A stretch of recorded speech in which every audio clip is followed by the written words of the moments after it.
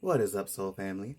If you've been looking for guidance, if you've been looking for answers from your deities, ancestors, spirit guides, any or all of the above, the universe, infinite intelligence, then I might have a message for you. If this resonates, then please stay and please take what does. If not, then please feel free to leave it. But we're gonna jump right in. All right, so we have the Queen of Cups and the Tower card. The Queen of Cups is actually one of my favorite queens because I feel like the concept of having a high level of emotional intelligence is very underrated, especially as we go through tower moments and especially as we go through very difficult things. So I think whoever this is for, maybe you are somebody who has been going through like the worst or the most horrendous, the tower moments we go through are very, very heavy. They can be anything from like death to loss of housing to loss of jobs. Like tower moments tend to be very catastrophic moments in our experience. And I think a lot of times we tend to underestimate how we are handling things, especially if we are feeling or even sometimes what seems to be reacting to the 3D. I think that's like one of the most misconceived notions. I think you can have emotions. I think you can respond to the things that are happening, but you just have to, at the very least, hold out hope and hold out belief that things will be better. So if you're somebody who's been going through these really heavy things, but you still have the belief that things will be better and that you can still change it and that you're still able to morph it, then I'd like to say that you have a high level of emotional intelligence, and that's definitely underrated, especially as you go through these things, because sometimes we tend to think that even being able to process or experience these things is like low vibrational or a negative thing. But even Bashar and Abraham Hicks, they always say that having negative emotions is not a bad thing. It's an indicator of where we are in our journey and what we want to desire and like where we want to go. So if we're having these negative emotions, it's because we understand that we want to experience better things, that we're trying to work towards better, that we even sometimes, most times, deserve better than the things that we've already been going through. So I don't think negative emotions are a bad thing. I think they're a very strong indicator of where we're trying to head. And being able to sit with them and process them, even the very difficult ones, allows us to really become the Queen of Cups and be able to show compassion to other people. The video I just posted before this was talking about how I think many people tend to think the fact that I'm very kind and compassionate. I think people really believe that I'm naive. I really think that people have the conception that with kindness and compassion comes that. But I think with kindness and compassion and empathy comes a higher level of emotional intelligence. I think that we've become so disconnected from, especially the masculine energy that is presented within society today. I think we've become so used to having such a level of disregarding our emotions and disconnecting from our empathy and having to shut things off because of the high levels of trauma and difficult things that we go through, that we tend to think that, or people tend to think that not having empathy and being able to just move through life without having compassion or care is a positive thing.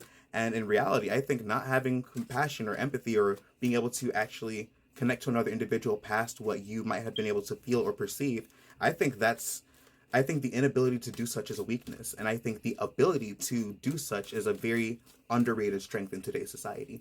So if you're somebody who is still very compassionate and kind and caring after you've gone through tower moment after tower moment, loss after loss, then I think it's a great thing to consider that maybe you are a lot more advanced than you might consider. But let's see what else is meant to come out. Then we have the High Priestess. So both the Queen of Cups and the High Priestess both have the energy of trusting your intuition. And a lot of times that's another thing that's underrated. We tend to, in the masculine, especially in the masculine realm, masculine world that we live in, we tend to prioritize a lot of logic, and what we tend to believe is logic, when in reality, intuition can expand so far past that. I will forever say that humans are inherently psychic, and we never really tap into what that actually means. And because we have conflated ideas of what that is, we tend to just believe that being psychic is so far out that there's only specific people who have this ability, when in reality, every single person has intuition. Everybody has the ability to sense when something's off, or everybody does, but sometimes we ignore it. And that's why sometimes people will tell stories like, I just felt something was wrong, I just felt something was off. You're sensing a thing, you're sensing an intangible emotion or an intangible energy. So that in itself is extrasensory perception. That's ESP. That is the ability to sense something beyond the physical senses. And we as humans tend to think that that's so far out of the realm of being experienced that we tend to almost gaslight ourselves out of our own abilities. But I say this to say, with the High Priestess and the Queen of Cups, I say to trust your intuition. And intuition isn't always, sometimes we have to learn how to hone it and then make sure that we're using it properly, so that we're not just like using anxiety as a mask over our intuition. But when we tend to feel things intuitively at a very deep and strong level to the point where it's like almost unshakable, where it's almost like a very calm but deep knowing, I think those things are meant to be acknowledged and meant to be acted on. I don't think we're meant to completely ignore that. I think that's when the biggest breakthroughs in our experience and the biggest breakthroughs in how we are as beings then get I think that's how we have our biggest breakthroughs, and that's how those biggest breakthroughs come about, by trusting our intuition, by following those nudges, by trusting the unseen even if it doesn't make sense to other people. Every insanely successful person has always said that they've had a vision that nobody else could see. They've had this intuitive nudge. They've had this thing in their mind that they've held onto as they've worked towards their goals, even if nobody else around them were able to understand or conceive of what their goals were. They knew what their intentions were. They knew what they saw. They knew what they were working and putting all these brick by brick by brick to. They knew what they were building. So I think it's really important to trust your intuition, because you have the dreams, you have the visions, you have the ideas, you have these concepts that come to you for a good reason, and it's important to trust that. All right, I'm going to pull one more, and then I guess I'll do the bottom of the deck since we're getting a little bit longer than I expected. Oh, this one seems to have jumped out. And exactly, the Queen of Pentacles right after.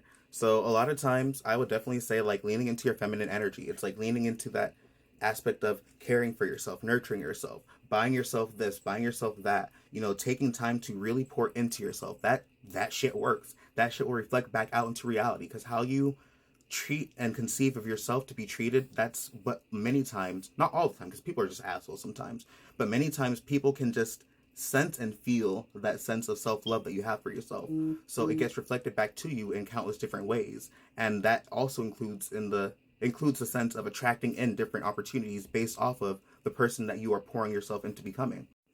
That's why people, whenever they are niched down and say like there's somebody who, like one of my coworkers' daughters, right? She is like the festival fairy, like she's a festival fairy queen. And I say this in like the most, in the kindest way.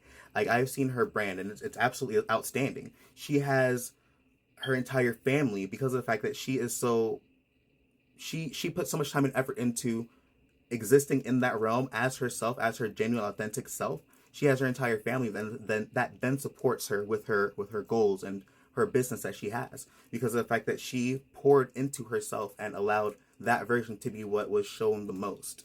And I'm not saying that people don't value you more than you value yourself, because you can have a low sense of self-esteem, a low sense of self-worth, and that doesn't mean that's what you're actually worth.